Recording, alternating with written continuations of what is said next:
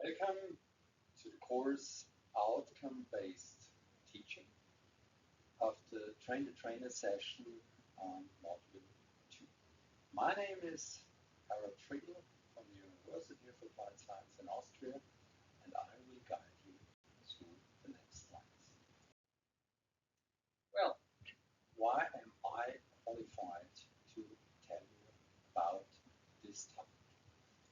Actually, I was practicing tour guiding for over 20 years, where focus on the needs of customers is essential for a successful tour.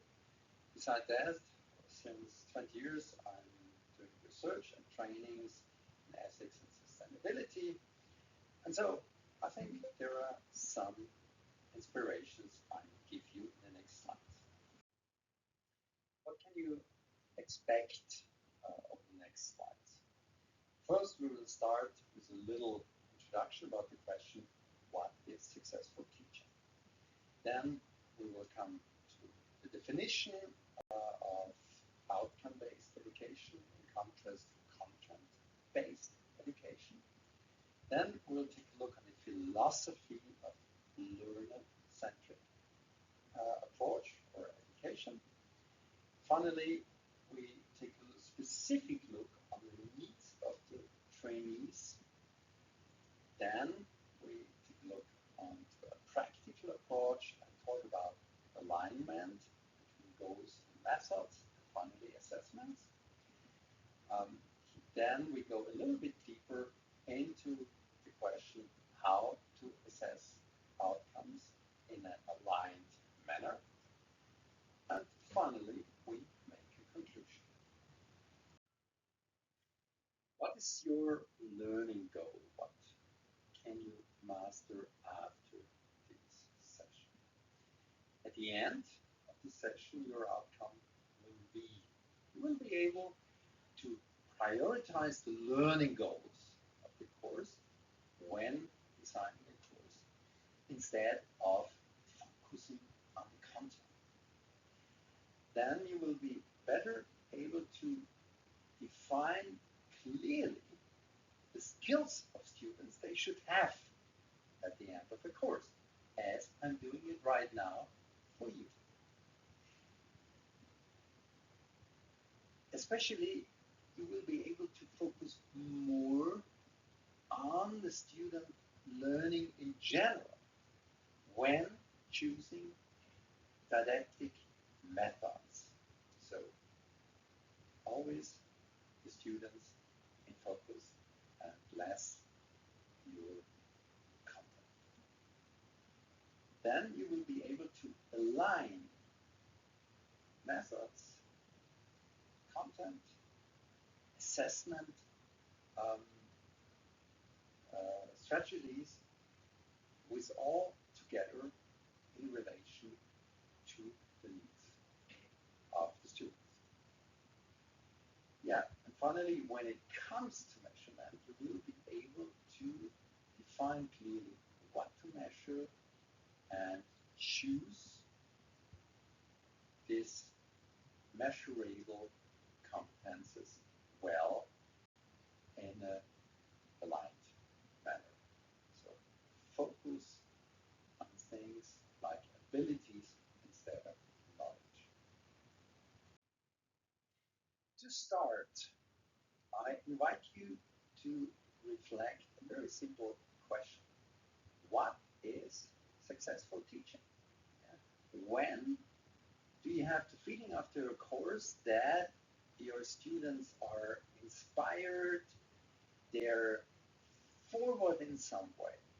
So when you start to design a course, then the first question is, well, how can I successfully design it? How can I make it that, that what? This leads to the next question. How can you measure the success of a course? So when is a course successful? And this is directly related to the question, what is teaching? What makes a teacher fun. A very long tradition in teaching, and I think it's globally spread, is this pattern of preaching. So the teacher is standing in the front and is telling content and more specific content.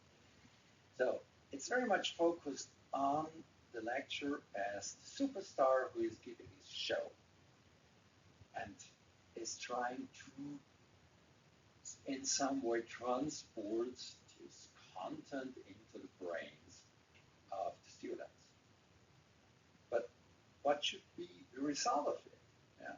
I mean, what is the result if someone plays the star? Yeah, probably in the best way.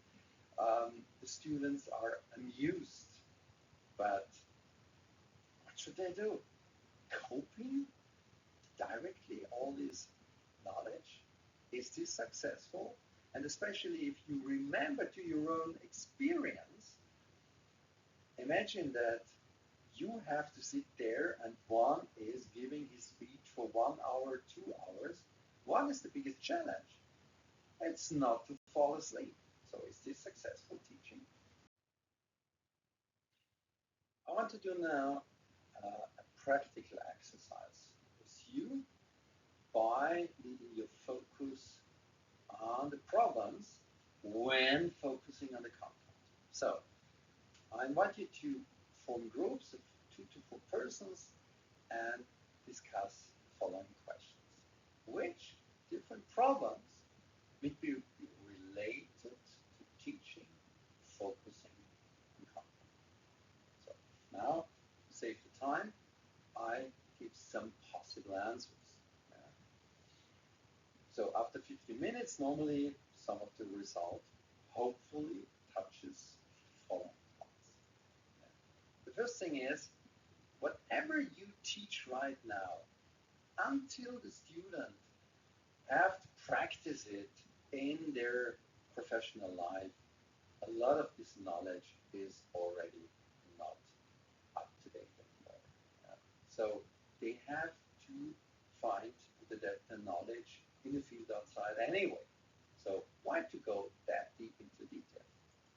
The second one is by just presenting. Students are reduced to the role of the pure receiver. So they are not invited to think critically, to reflect what you've said, because there is no time. You talk, talk, talk, and come to the next point, come to the next point. So there is no chance to critically think. The next one is that because they are turned to receivers, they are getting bored. They are not stimulated. And finally, such a lecture has a big risk to be seen as a waste of time. So, and that's why I want to inspire you to turn into a different alternative culture of teaching, where empowerment is in the focus of teaching. What does it mean? When you try to empower your student, then you don't have the role as a master who knows everything and shows always how much he knows, but who is more a trainer, someone who inspires and encourages students to find their own way to cope with the world. So, the intention is to support the development of their competencies. That means focus on what students need in order to grow with the competences is the most important aspect. So, the needs of the students instead of the knowledge of the teacher. And this leads to the definition of outcome-based education. This brings us to the definition of outcome-based learning. But to better understand outcome-based learning, I want to start with the definition of the classic approach, the content-based. instruction. Content-based instruction, yeah, is focusing on the subject. So with learning material about the subject, but the focus is always the subject, the content. While in contrast to that, outcome-based education, yeah, is focusing on the competence which the students should learn. There are many different didactic techniques, but all have the goal to help the student achieve the specific outcome. So it's less knowledge oriented, but more competence oriented. And everything you do has the goal to support students with the specific needs, abilities, and development goals. So overall, the core responsibility of the teacher or the trainer is to optimize learning condition to support student in this learning approach. What is the philosophy behind the learner-centric approach? It is basing on an epistemological foundation called constructive, radical constructivism. What does it mean? That it's the question about how we see the world. And the funny thing is that we don't see the world as it is, but only as we perceive it through our eyes, with our brain, with all our perception instruments and patterns. And in consequence, it means that we as teachers and trainers see the world differently compared to students who are not yet, or has not yet been involved to a specific context. So, and this means that learning is a self-referential process. That means that whatever new information a human being is getting or a student is getting, it has to integrate it to the existing horizon, to the own experience, to what the students already know. It's completely impossible to learn by not integrating and adapting it to the existing own knowledge and experience. In consequence, it means that learning is always taking place in the brain, in the body of the organism. And it's a growing process where the horizon of the person is getting greater. It has nothing to do with the objective absorption of content. And that's why the focus on students is so important. What does this mean specifically? That means that no student is stupid or incompetent or whatever, but all students have their horizon, have their experience, have their talent. In consequence, it is the role of the educational system, the institutions and the trainers, to find the best way for the students to support them in order to succeed. And additionally, teaching is extremely basing on mutual trust, because if we tell students, yeah, you bring your competences, I support you to grow these competences, it's completely different compared to you come to me, you don't know nothing, I tell you what you know, what you have to know. Because in the first approach, the oriented outcome-oriented approach, you respect the student as a growing human being, compared to the, the content-based approach, where you reduce a student to a simple recipient. So that means as a trainer, you support the student every day for the success of the next day. And it's a question of relationship, of growth, like training. And in consequence, it means that no student has to be perceived as, well, incompetent, but it's the responsibility of the school to find ways to include the student so that he or she can take part in this development process. So finally, it's a positive attitude, taking students as the people in development, but with potentials. So what is the philosophical consequence of this learner-centric approach, which means completely going away from this content and this lecturing-centric approach? The first thing is we can't teach it all. We can't force students to learn because it's themselves who are learning.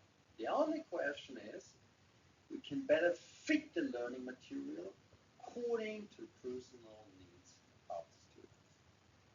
So, question is, we have to focus on the condition under which students can learn better.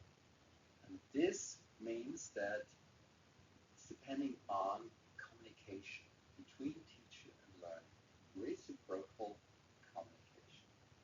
And further, as mentioned before, it's a question of confidence and respect instead of authority, fear, and subjection. To bring all this to a point, student is the customer, not a mere receiver. Means teachers have to orient all their activities around the learning needs of the customers and not the needs of themselves to bring as much content as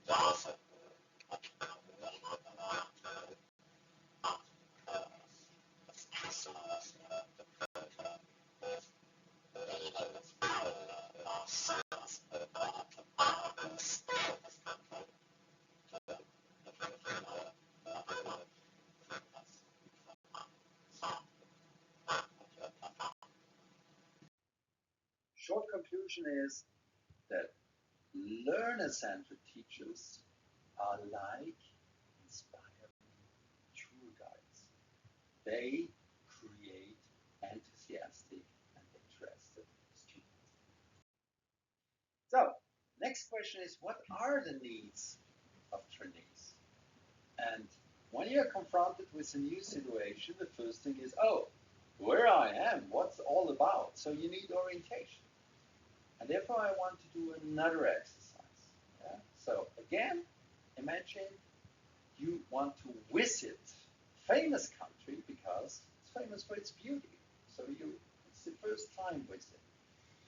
And you expect fantastic experience and great learnings. So what is the most important need before arriving? So take 10 minutes and discuss this in groups and collect answers. And what will be the most basic plausible answer? You need orientation. You need orientation in order to hinder having false expectations, to become disappointed, but get well-fitted expectations in order to, yeah, find better your way in the place.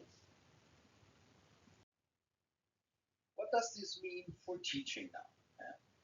Give students a clear picture of what they may expect from the course by explaining it at the beginning of the course and by writing it down in the syllabus. Yeah?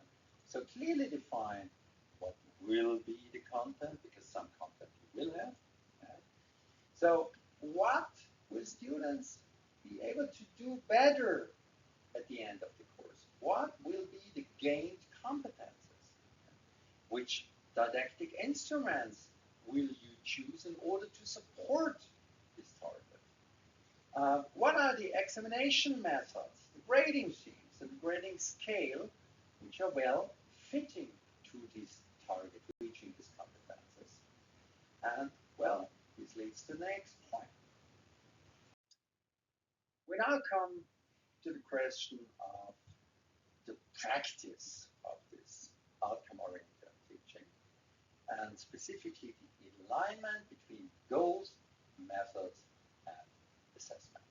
So let me take analogy of the traveling again. Yeah? So imagine you have arrived in your destinations where you want to reach the top of a mountain. You have brought all necessary equipment with you, and your trip is starting with little hikes.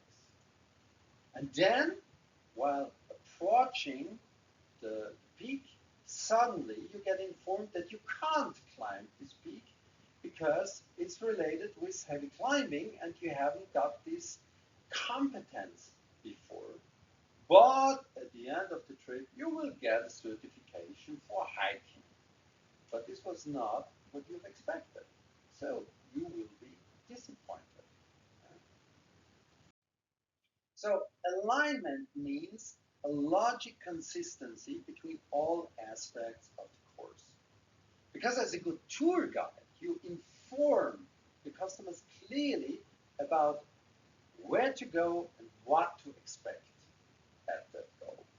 So that means that you support them to prepare to reach this goal in the way that you adapt training methods. And you deliver materials which support this approaching of the goal.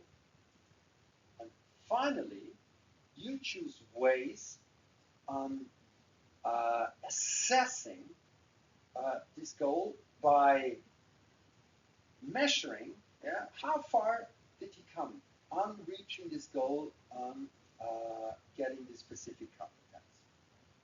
And then you have created these interrelations between all aspects. When we talk about outcome-based teaching methods and assessments, then at the end, students should be able to apply, invent, generate new ideas, diagnose, or solve problems. Yeah? So something very specific, which they should be able to do after they have graduated.